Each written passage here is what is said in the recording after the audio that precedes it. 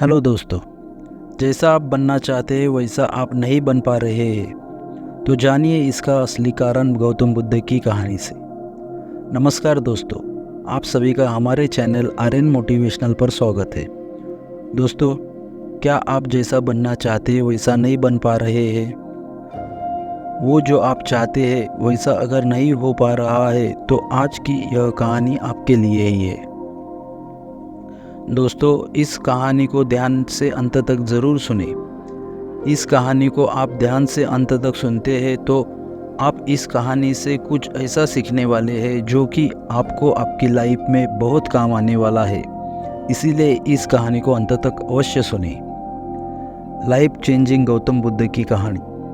दोस्तों, आज आपके पास जो कुछ भी है वो इसीलिए नहीं है कि आपके किस्मत में इतना ही लिखा है या फिर आपकी किस्मत खराब है, बल्कि वह इसीलिए है क्योंकि आप उतना ही डिज़र्व करते हो। दोस्तों, यह प्रकृति बड़ी ही न्यायप्रिय है। ये उसे उतना ही देती है जितने का वह हकदार होता है, चाहे ज्ञान हो या धन। अभी आपके पास उतना ही है जितने के आप हकदार हैं। दोस्तों, एक बार गौतम बुद्ध को सभा में भाषण करना था और जब सभा का समय हुआ तो बुद्ध वहाँ आए और बिना कुछ बोले ही वहाँ से चले गए।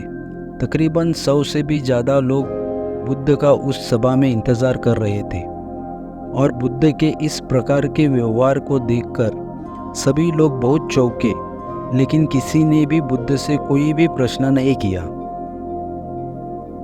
दोस्तों, अगले दिन फिर से सभा का आयोजन हुआ और दूसरे दिन सभा में लोगों की संख्या तकरीबन घट गई। इस बार तकरीबन 80 लोग सभा में बैठे थे। बुद्ध सभा में आए, लेकिन इस बार भी बुद्ध ने वही किया।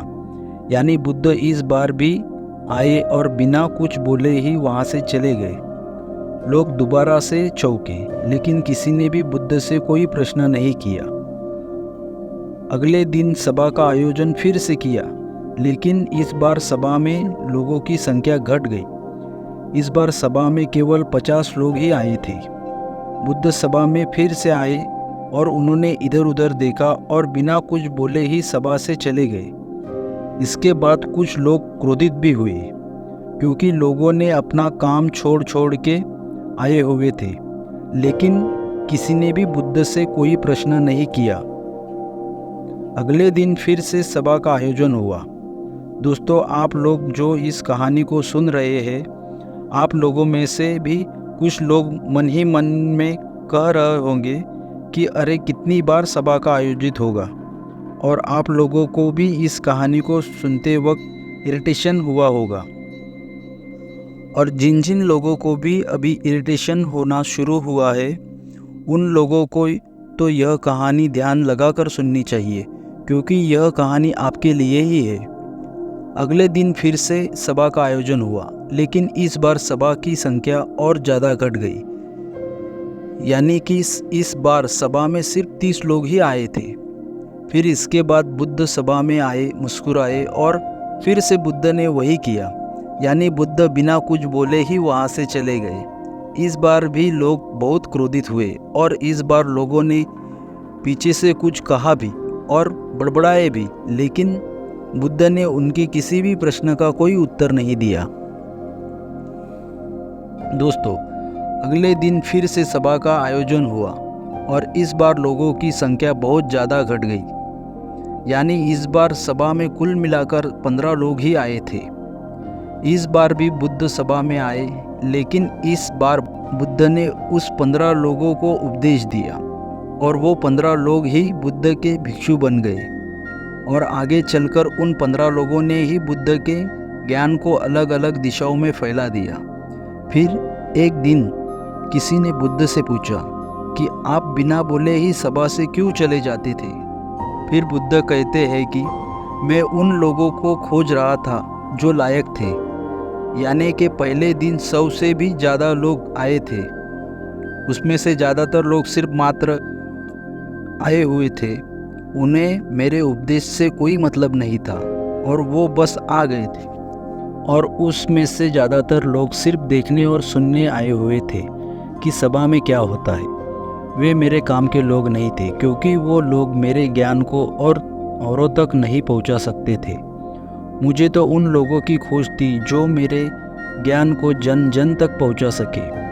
कई दिनों तक मैं सभा में से बिना बोले ही चला गया, क्योंकि मैं देखना चाहता था कि वो कौन लोग हैं जिनके भीतर वास्तव में प्यास है। जिनके भीतर में वास्तव में प्यास थी, वह लोग अंत तक जरूर रुके, और जो लोग बस ऐसे ही आ गए थे, वो लोग पहले या दूसरे दिन ही चले गए। जिनके भीतर धैर्य था, उन्हें मुक्ति का मार्ग भी मिला, और जो लोग जल्दबाजी में थे, वो लोग अब घर में बैठे हुए हैं। सवाल ये नहीं है कि मैं तुम्हें क्या दे सकता हूँ, बल्कि सवाल ये है कि तुम क्या ले सकते हो। तुम्हारा पात्र कितना बड़ा है और कितने के तुम हकदार हो। जितने के तुम हकदार हो, उससे ज़्यादा तुम्हें नहीं मिलेगा। फिर वह व्यक्ति बुद्ध से पूछता है कि बुद्ध लायक कैसे बने। फिर बुद्ध कहते हैं कि धैर्य के द्वारा। जिस व्यक्ति के अंदर धैर्य है, वह व्यक्ति अपने जीवन में कुछ भी पा सकता है। सभा में जितने भी लोग आए हुए थे, उनमें से अंत तक वही रुके जिनके अंदर धैर्य था। चाहे तुम्हारे जीवन में तुम्हारा लक्ष्य जो कुछ भी हो, लेकिन तुम बिना धैर्य के सफलता के चरम तक नहीं पहुंच सकते। फिर वह व्यक्ति बुद्ध से पूछता है कि कोई व्यक्ति अपने भीतर के धैर्य को कैसे बढ़ाए। बुद्ध कहते हैं कि निरंतर अभ्यास के द्वारा हम अपने भीतर के धैर्य को बढ़ा कर सकते हैं। जैसे कोई व्यक्ति जब ध्यान करना शुरू कर देता है, तो उसका मन उसके सामने कई सारी अड़चनें लाता है, लेकिन उसका धैर्य उसे उसके लक्ष्य तक ज़रूर पहुंचा देता है। फिर वह व्यक्ति बुद्ध से कहता है कि मैं समझ गया बुद्ध, मैं समझ गया। यानी मुझे धैर्य के साथ निरंतर अभ्यास करने की आवश्यकता है। दोस्तों, अब आपको समझ आ गया कि आपके पास वह क्यों नहीं है जो आप पाना चाहते हैं, क्योंकि आप उसके लायक नहीं है। आप लायक तभी बनेंगे जब आप अपने भीतर धैर्य को बढ़ाएंगे। और धैर्य कैसे बढ़ेगा? धैर्य बढ़ेगा निरंतर अभ्यास के द्वारा।